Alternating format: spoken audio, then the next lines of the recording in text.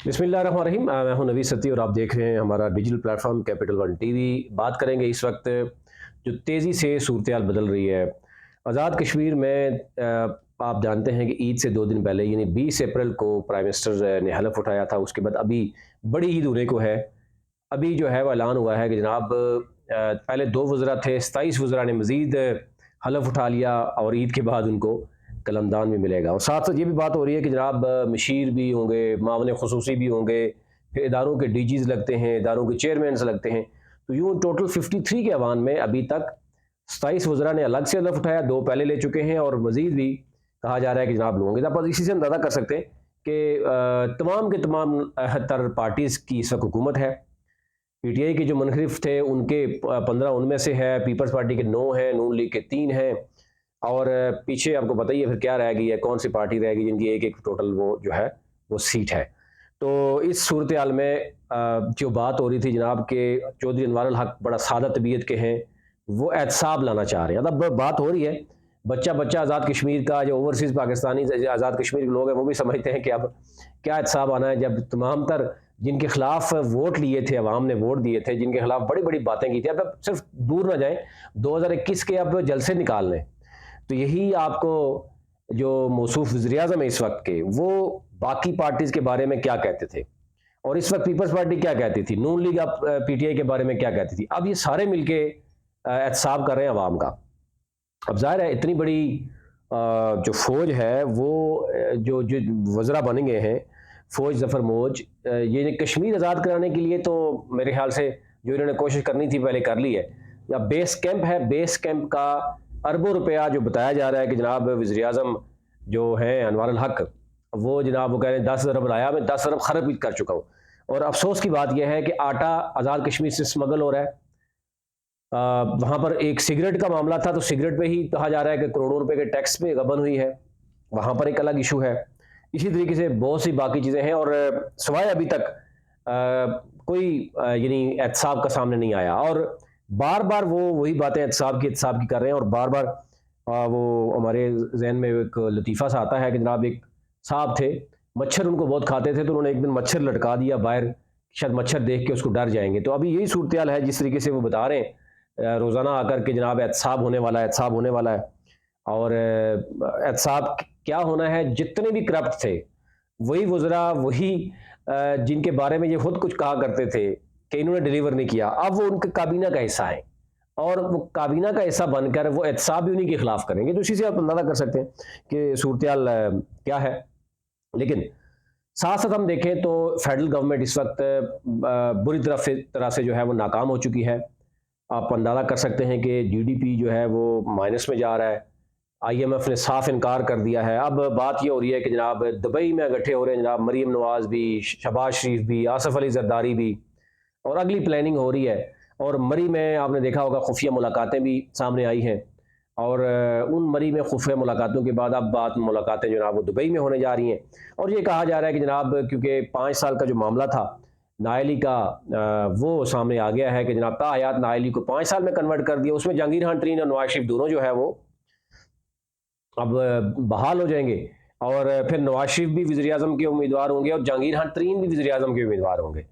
तो दूसरी तरफ जो है वो एक प्लानिंग कंप्लीट हो रही है जनाब के इमरान खान को गिरफ्तार भी किया जाए, उसको नायल भी किया जाए और अब इसी तरीके से 5 साल उनको भी नायल कर दिया जाए ताकि जो है वो ये जो आने वाले 5 साल हैं उसमें डिस्टर्बेंस किसी तरह की ना हो नवाज शरीफ साहब, जरदारी साहब, क्योंकि वो जो जमहूरियत वो चाहते हैं वो इस तरह की जमहूरियत चाहते हैं। और अफसोस की बात है कि 76 बरस हो गए जब तक ये पार्टीज़ इस्तेमाल होती रहेंगी और मज़ीद उन्होंने फैसला कर लिया कि अब 14 पार्टियाँ, या इमरान खान ने तो इस्तेमाल होना था वो हो गया, लेकिन उसके बाद अब 14 पार्टियों ने दोबारा से इस्तेमाल होने का जो है वो ठेका ले लिया। तो जो ज़ाहिर है ये जब तक ये सिलसिला चलता रहेगा उस वक़्त तक चलता रहेगा, लेकिन ये एक तारीख़ ये भी बताती है कि 2 ढाई साल के बाद फिर ये सिलसिला तब्दील होता है। उसमें फिर ये देखना होता है कि क्या आज के जो गद्दार हैं कल ये मुहिब वतन बनेंगे और ये जितनी 14 पार्टियाँ जो ये मुहिब वतन हैं तो ये कल गद्दार कहीं ना डिक्लेयर हो जाए। तो ये सिलसिला जो है वो कब तक चला जाए यही चलते नज़र आएगा। आज़ाद कश्मीर में भी यही सिलसिला चल रहा है कि जनाब एहतसाब या करप्शन की तो कोई बात कर ही नहीं सकता। वहाँ पर मफादात की गेम है। अब बात है कि 53 के अवान में से جب 40 لوگ اس طریقے سے ڈائریکٹلی جو ہے وہ ایڈجسٹ ہوں گے، پھر انڈائریکٹلی کہیں جو ہے وہ ڈیلز ہوتی ہیں، کسی نے کہا جی مجھے ایم ڈی فلانے کا عہدہ دے دو، کسی نے کہا جی مجھے چیئرمین بنا دو، کسی نے کہا جی میرا خواتین کا جو اسپیشل وہ سیٹ ہے اس کو میری کزن لگا دو، کسی نے یہ کیا۔ تو یہ وہ چیزیں ہیں جو مفادات کی ہیں، نہ اس میں کوئی اب ججز سے لے کر آپ اندازہ کر سکتے ہیں ججز کیسے جو ہے وہ تعینات ہوتے ہیں اور اس کے بعد پھر ان سے کیسے فائدے اٹھا لاتے ہیں۔ یہ پورا سسٹم ہی اس قدر مفلوج ہے، اور اس کا جو ڈوری ہے وہ آپ کو پتہ ہے کہاں پر ہے۔ جب وہ چاہتے ہیں آگے پیچھے کر لیتے ہیں۔ سادات الدین الیاس کا معاملہ ہو کہ ان کو ہائی کورٹ اور سپریم کورٹ نے نائل کیا اور وہ چل پڑے، اب ان کی رخ بھی جو ہے ان کو کہا جا رہا ہے کہ نہیں آپ اسلام آباد سے الیکشن لڑیں اور جہانگیر خان ترین کے پلیٹ فارم سے لڑیں۔ تو یہ سیاست اس سے چلتی رہے گی، جب تک یہ سیاست رہے گی۔ افسوس کی بات یہ ہے جب تک یہ سیاست رہے گی اس وقت تک پاکستان ٹھیک نہیں ہو سکتا، یہ افسوس کی بات ہے۔ اور کچھ لوگ یہ بھی کہتے ہیں کہ افسوس کی بات ہے کہ پاکستان اسی سے چلتا رہے گا، تو یہ کب تک چلتا رہے گا؟ اب ظاہر ہے ایک بڑی تعداد ہے اس وقت پاکستان میں نوجوانوں کی، یعنی کوئی 70% کہتا ہے، کوئی 60% کہتا ہے، اس کا مستقبل کیا ہوگا؟